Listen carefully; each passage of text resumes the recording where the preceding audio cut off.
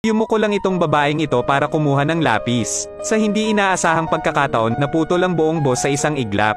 Natigilan si Mitsuko. Ang pagmamaneho sa unang pagkakataon ay nakakita ng kakaibang bagay. Bago pa siya makapag-react ay nahati siya sa dalawa. Sa buong sasakyan, si Mitsuko lang ang nakaligtas. Sa sobrang takot niya ay hindi na siya makahinga. Nabahira ng dugo ang maganda niyang pisngi. At huminto ang isa pang boss sa kalsada. Sa hindi inaasahan sa sandaling ito, isang kakaibang hangin ang umihip.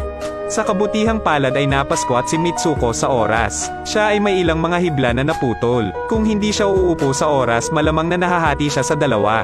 Tingnan mo ang poste ng kuryente na naputol sa kalahati. Sa sobrang takot ni Mitsuko ay natigilan siya. Alam niyang may di nakikitang puwersa na kumokontrol sa lahat. Kaya dali-daling lumabas ng sasakyan at tumakbo sa kabilang direksyon. Gaano man siya kabilis tumakbo, lagi siyang hinahabol nitong malupit na hangin. Sa sandaling ito ay nakita niya ang mga babae sa unahan. Nakita kong dadaan na ang hangin. Walang oras para mag-isip. Agad na tinulak ni Mitsuko ang isang tao pababa. Ang natitirang 3 tao ay agad na binawian ng buhay. Sa sobrang takot ng dalawa ay niyakap nila ang isa't isa at umiyak.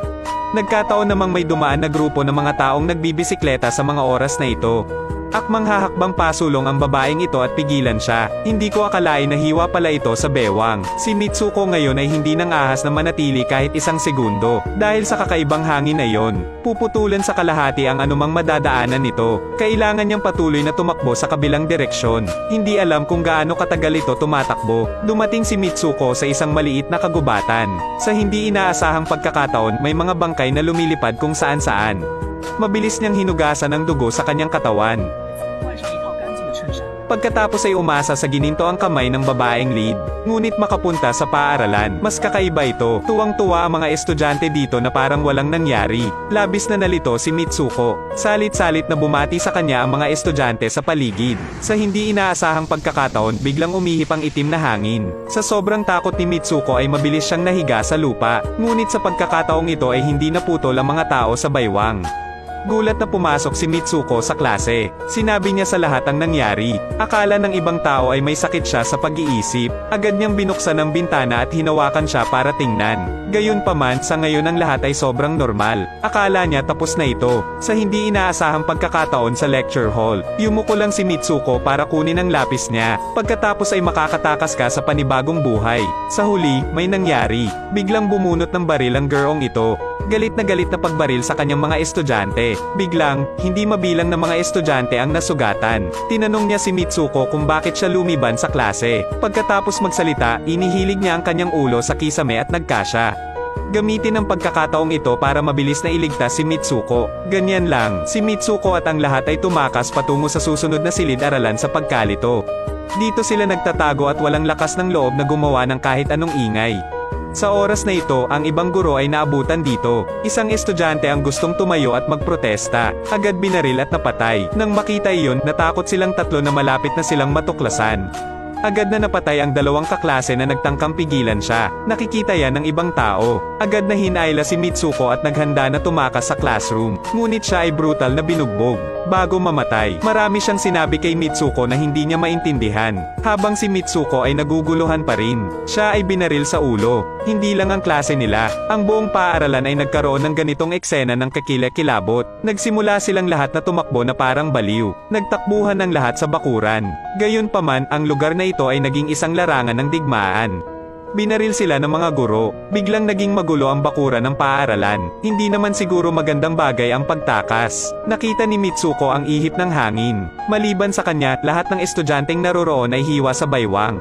Natigilan si Mitsuko sa kinatatayuan sa takot. Nagpatuloy siyang tumakbo na parang baliw. Pagkatapos ay sa mataong kalye. Dito siya nangangahas na maging lubhang naliligaw at nakakalito. Bakit walang lalaki dito? Siya ay may mga pagdududa. Diretsong tumakbo si Mitsuko sa babaeng pulis. Sa puntong ito ay natakot siya kaya hindi na siya makapagsalita. Kalad ka rin lang ang babaeng pulis palabas. Sa hindi inaasahan, walang kakaiba sa paligid ko. Nang makitang naging stabilize na ang mode ni Mitsuko, agad siyang hinayla ng babaeng pulis pulis papasok sa kwarto. Sa hindi inaasahan parang kilala siya ng ibang tao. Nang makalapit siya ay tinawag niya ang pangalan niya. Medyo nataranta si Mitsuko. Teiko Police. Napagtanto ni Mitsuko na siya ay naging ibang babae. Tapos walang sabi-sabing hinayla siya nito papasok ng sasakyan. Biglang maraming estranghero ang lumitaw sa paligid niya. Pinipilit siyang pumasok sa wedding venue. Ang kakaiba ay biglang sumulpot dito ang isang kaklase na namatay noong taong yon.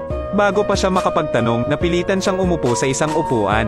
Pagkatapos ay bihisan siya. Matapos maghiwa-hiwalay ang mga tao. Sabi ng mga kaklase kay Mitsuko, wala dito ang totoo. Saka binigyan si Mitsuko ng isang bote ng beer. Papatayin din daw niya ang nobyo mamaya. Magtatapos ang lahat dito. Tapos patayin lahat. Ngunit sa sandaling pumasok siya sa bulwagan ng kasal. Nagsisimula pa lang ang saya. Ito ay isang napakakakaibang kasal. Lahat ng naroroon ay mga babae. Ang nakakapagtaka pa ay hawak ng nobya ang kalahating bote ng beer sa kamay. Ang kakaiba ay ang lalaking ikakasal ay inilagay sa loob ng kabaong. Sa sandaling ito ay binuksan, hindi na agad napigilan ni Mitsuko. Sa hindi inaasahang pagkakataon may matabang ulo ng baboy doon kaya sumugod siya at sinaksak. Ang mga taong naroroon sa pinangyarihan ay nataranta at nagsitakas sa lahat ng direksyon. Muling sumulpot ang kanyang kaklase. Biglang hamarang sa unahan ang dalawang lalaking nakasuot ng itim. Buti na lang at mabilis na pinaalis ng kaibigan niya ang dalawang lalaki. Pagkatapos ay hayaan si Mitsuko na magpatuloy sa pagtakas. Sinong mag-aakalang hindi pa rin siya makakatakbo ng malayo. Tapos may isang babaeng sumugod at hinayla siya palayo. Sanay na ngayon si Mitsuko na tumakas. Tapos tinakbuhan yung ibang babae. Hindi ko inaasahan yun nung napadaan ako sa salamin. Naging iba na naman ako. Nagkaroon siya ng mga pagdududa at nagsimulang tumakbo sa mga marathon. Sa hindi inaasahang pagkakataon, nasa likod ang lalaking may ulong baboy. Nakita iyon ni Mitsuko at tumakbo sa kabilang side. Sundin ang mga tagubili ng lahat at tumakbo sa tatlong bundok. Nang hindi niya alam ang gagawin, biglang lumitaw ang isang batang babae at dinala siya sa kuwebang ito. Sa hindi inaasahang pagkakataon, natakot siya sa eksenang nasa harapan niya. Sa harap ay isang grupo ng mga cute na babae na may mahabang buhok. Biglang naglabas ng kutsilyo ang dalaga at sinaksak si Mitsuko. Gusto siyang mamatay, at sinabing patayin mo na lang siya. Wala nang mamamatay dito. Kapag nasa panganib, biglang sumulpot ang isang babaeng kaklase, at iligtas si Mitsuko. Dinala niya si Mitsuko sa grupo ng mga babae. Maghintay hanggang makarating sila sa dulo. Bumukas ang mga braso ng mga kaklase. Gamitin ang sarili mong katawan, upang buksan ang mga bagong pinto para sa kanya. Hindi inaasahan na pupunta dito. Pagkatapos ay nakita ko ang ilang lalaking nakakulong sa mga bakal na tanikala. May mga lalaki dito. Bumalik na ba tayo sa totoong mundo? Nang may pag-aalinlangan, nagpatuloy si Mitsuko sa paglalakad. Ang poster ng laro ay lumitaw sa kanyang harapan. Ang mga pangunahing tauhan ng laro ay silang tatlo. Nagpatuloy si Mitsuko sa paglalakad na nalilito. Sa isang kakaibang bahay. Sa loob ay maraming karakter. Isang lalaking mahigit 100 taong gulang ang bumungad sa kanya. Ito talaga ang pinagdaanan niya ngayon. Ito ay lumabas na si Mitsuko ay namatay 100 taon na ang nakalilipas. Ngunit palagi siyang hinahangaan ng matandang ito, para hindi mawala si Mitsuko sa sarili niyang mundo. Agad na nilikha ang larong ito, ngunit ayaw ni Mitsuko sa ganitong uri ng buhay. Bigla niyang naalala ang sinabi ng kaklase niya, kung mamamatay lang siya, walang mamamatay sa mundong ito. Kaya kinuha niya ang tauhan ng matanda, diretsong sinaksak sa dibdib niya. Kasabay nito, ang lahat ng mga karakter na pinangalan ng Mitsuko ay namatay. Ito na ang katapusan ng pelikula.